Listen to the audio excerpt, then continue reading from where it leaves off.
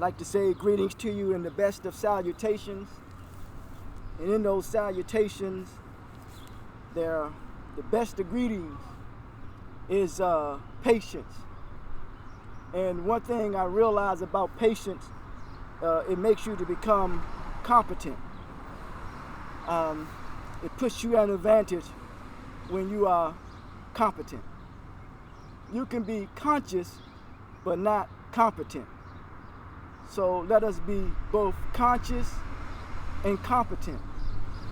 And then the next greetings of the best of salutations is peace. When one has peace, that means nothing is no threat to him or her. We're not a threat to each other. And the other is power. Power. And that is how we communicate our unity in the image that we project. We must control the image that we project. And the other is prayer.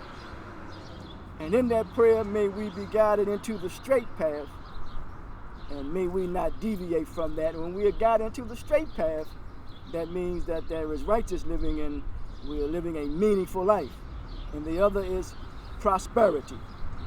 Prosperity. I want to talk today a little bit about, if I may, we see the mural that is behind me is one of Frederick Douglass.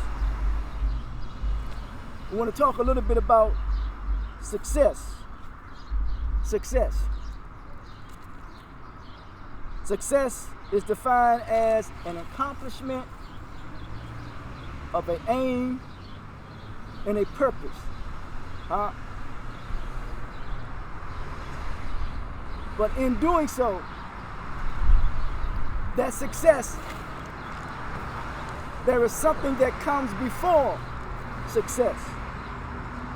Napoleon Hill says that before success comes in anyone's life, he must be sure to meet. When it comes to meeting something that is a temporary defeat, perhaps some failure.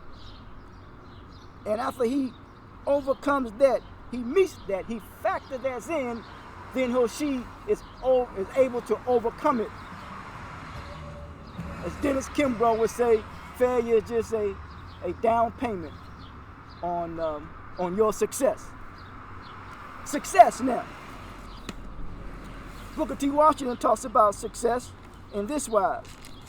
He says that success is not to be measured not so much by the position that one has reached in life as by the obstacles in which he or she has to overcome. There are many obstacles in life that we all must overcome. Now, we got to realize this too in this wise. I was taught by an enfranchiser by the name of James Reverend Bevel. He says there's 4 things that we face every day: problems, questions, issues, and needs. And I realized that the root word for problem is an obstacle. And an obstacle is that which is thrown before you. So we must be able to navigate through the obstacles that is in our way. Now, how do we do that? There must be a plan. There must be a roadmap. And what is the instruction? And what is the guidance? For me, the instruction and the tool that one uses is mathematics. How do you calculate? How do you understand the unknown, but by first calculating that which is known? That's the instruction. And the direction in which one goes, understand this wise, is that new life is, or the reproduction is new life, is contingent upon the life that existed before it. That means that the life that existed before it, we are either learning from it, gathering from it, and that which we cannot learn from, we take from that and we add to it. And if it does not work for the here and now, Then we will put it to the side just for a minute, possibly. Then we will pick it up at the right time, and it will serve as a benefit for us at this particular point in time. Because anyone who comes with any delivering of any message, it is a message that is shaped for the here and for the now. And when it's shaped for the here and the now, it will equip you and the future generations that their future will be, I can't say easier, but it would be less difficult. Yes. So that's what we want to do now. We want to make each and every life that comes behind us, make it less difficult. How do you do that? When you have achieved a level of success, material or otherwise, the key to it all is to empower others. And how do you empower others? First, you must change the narrative. When you change the narrative, you show people that you are able to work together. And once you show them that you are able to work together, then you are not in competition with one another. There is an athlete who grew up, I believe, in the Cleveland area, and he brought people with him. And he's changing the narrative. He's saying that we work better together than in competition with one another. So we must learn not to compete and be in competition with one another, but yet rather be in cooperation with one another and work together with one another and build one another and empower one another. Yes, that is success. Success is to empower each other. And when we empower one another, it is official. It is official. Yes, that's empowering. So, from a historical context now, because we're dealing here now is a social construct that puts people in a position to be at odds with one another when the people who create this and could try to control this narrative, they are in cooperation. It only takes a few to cooperate one with another, and they can control the masses and put them in a position to be in competition one with another. That's a hell of a psychology that one can bring about, that they give the impression that they are for you. In all actuality, they are against you. And that seems to be the case in life. And that's why when you interact with people, your relationship with them and with one another should not be artificial nor superficial. Far too many times we get in relationships that is superficial and artificial. Everybody have need for self-expression. The clothes that we wear, the car that we drive, the places that we live. Everybody have need for self-expression. But if we get the correct interpretation of creation, this universe is a perfect expression. It is a learning environment, It is a learning environment. And in that learning environment, the moon, the stars, everything is in cooperation with one another. It is the natural order of things. If we get that correct interpretation, then therefore we will become empowered as human beings, that we will cooperate with one another, as opposed to be in competition one with another. Yes, that is true. That is true. So when we're dealing with success now, yes, we know that it is designed to work together in cooperation and controlling the narrative, that we can get along and work together one with another. Look at the society in which we live now. We're consistently fighting against this social construct that is putting us in a position that we do not want to even live and coexist one with another. I realize that there's 3 illnesses. There is mental suicide, emotional homicide, and spiritual genocide. It's cutting through the life force of who we are as human beings for the greater good. We must be about the greater good and the best. of our humanity.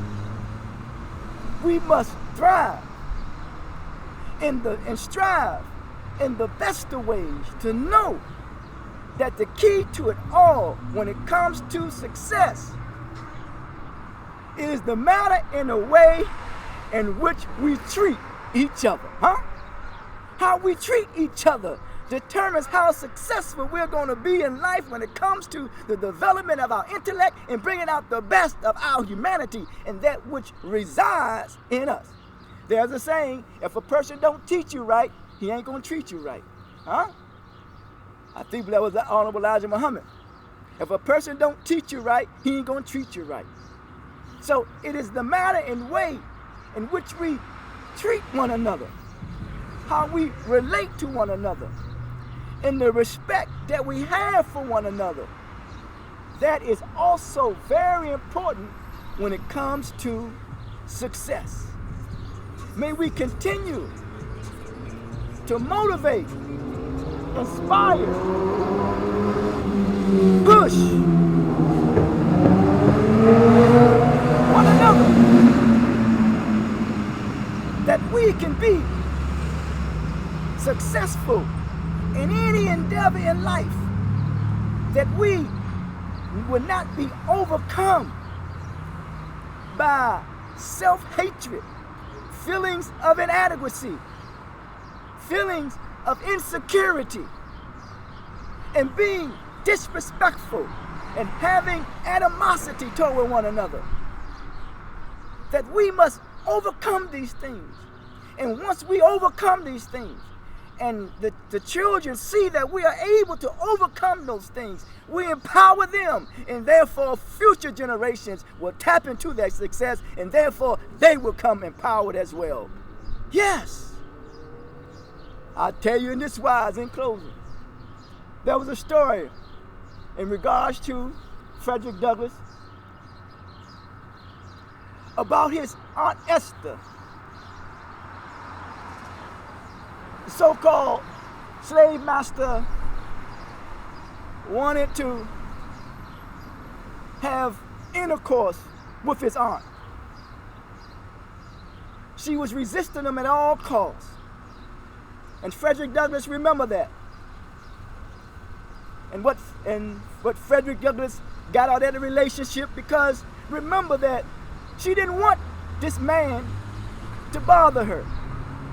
She wanted someone whom she really cared for, not the one whom she didn't care for. But Frederick Douglass realized that his relationship with his slave master was one of sexual immorality. So when we're talking about grouping, that's not nothing that we used to do. That's something that the slave master used to do to our people. So therefore our relationship with him is one of sexual immorality. If we can't bear witness to that in this stage of time, I don't know will. But not only that now, think about it. Malcolm never said it better. You can tell the condition of a people by the attitude and attire of their women. But he said this here. Frederick Douglass realized this here. And I realized this in this wise. Those relationships that we could not have, now we're able to have them. And now we're running rapid and crazy in engaging with any and everybody. I know that for a fact from experience. So if anything, we can learn from history, and what we must be about is strengthening our restraint. And when we strengthen our restraint, we know that there is saying that I will give you the peace that surpasses all understanding. And when we talk about that peace that surpasses all understanding, we do not have a retaliatory spirit. There is no need to retaliate. What is needed is to cooperate. So may we come in the spirit of cooperation, and when we understand leadership is coordination, when we understand leadership is coordination, and we know that the authority of which we speak from is the authority of resiliency, because it is resiliency that is the author of success. Reverend Mollywood Kevin, the teachers of teachers, the preachers of preachers, when it comes to reverence from the heart.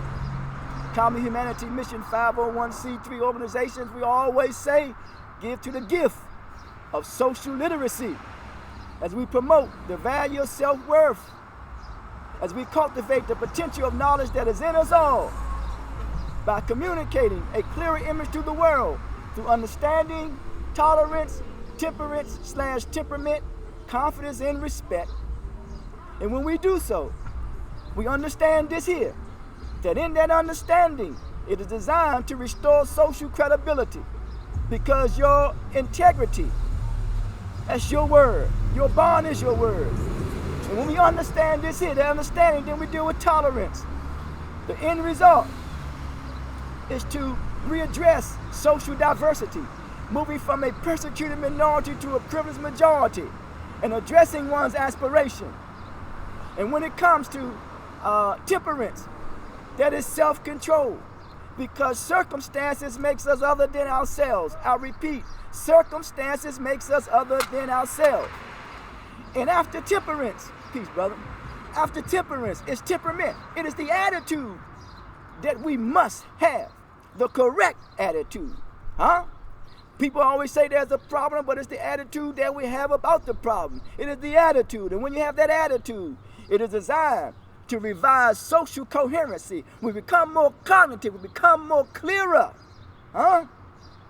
about who we are, where we want to go, and what we want to do. But when it comes to success, it is about cooperation and empowering one another.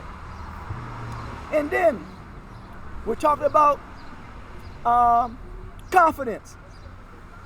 A man, Marcus Garvey, said, a people who does not know his history or his past, he or she is twice defeated as it pertains to his confidence. And we're talking about restoring or replenishing the continuity of our confidence in cooperating with one another, because of the continuity of our confidence in cooperating with one another has been interrupted. Dr. W. Du Bois talked about that, and Kwame Ture talked about that. And Dr. King said that the ghetto is like a domestic colony, always being depleted but never replenished. Replenish the continuity of our confidence in cooperating with one another. That's empowering. That's empowering. And finally, it is respect. And when you have respect, you are reclaiming social solidarity. And as Francis Krauss Wellson said, the people that don't respect themselves won't protect themselves. So in this success, that we cooperate with one another in the best of ways, in developing the intellect, the best of our intellect, for the greater good of our humanity, and controlling the narrative due to this social construct that has been constructed to put us at odds with one another, to put us in competition with one another, to create a hate psychosis amongst one another, disrespect, dishonesty. And people will indulge in notorious activity because it is popular to do so. So I say to you, in closing, may we continue to cooperate in the best of ways for the greater good of humanity. Because when you have social solidarity, people will proceed coming at you with caution. And one more thing, I realize this, is that oneness is stronger than conflict, and unity is stronger than diversity. Confidence in self, confidence in one's ability, and all that we say and all that we do our best to empower each other and projecting this positive image for future generations to follow throughout the world. Until next time, talk to you.